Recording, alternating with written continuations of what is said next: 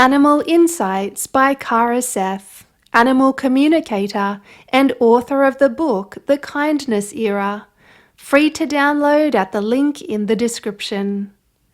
We all love our dogs. They are dear family members, and if they go missing, it is a very emotional time for us and very stressful for our dog. In a recent animal communication session, a dog was lost for days after disappearing off the back of a ute. In America, you might refer to this as a small truck. Unfortunately, the dog did pass away, but during my last connection with him, he shared with me how difficult it was for him to ride on the back of a ute. He communicated that it takes a lot of coordination and concentration to maintain balance, to keep a grip on the floor, and to stay upright while the ute is moving. Pause for a moment now and imagine that you are a dog on the back of a ute. You have no seatbelt, so how do you grip and maintain balance? As the car moves, your paws slide and you might bump into the sides and hurt yourself.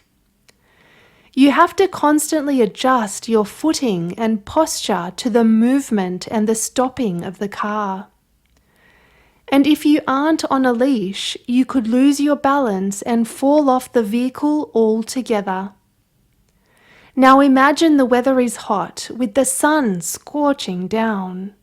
The heat is hot on your paws. It might burn your paw pads and leave you panting and hot. While the ute is moving, dust flies into your eyes. And with your keen smell, you might be inhaling fumes from trucks and other traffic, or dust from a dirt road might be going into your mouth. Now you can understand how uncomfortable, difficult, and tiring this way of traveling can be for dogs, especially if they are elderly and if they have any arthritis in their bodies.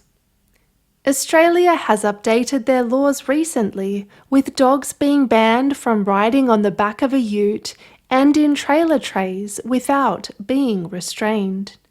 If dogs are caught travelling in this way, without restraint, their humans can be fined up to $8,625.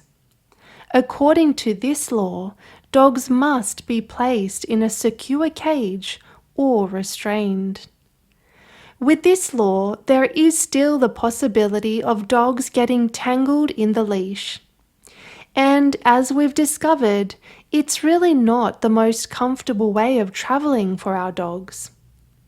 When traveling, it's best to have the dog within the cabin of the ute or within your car with a safety restraint.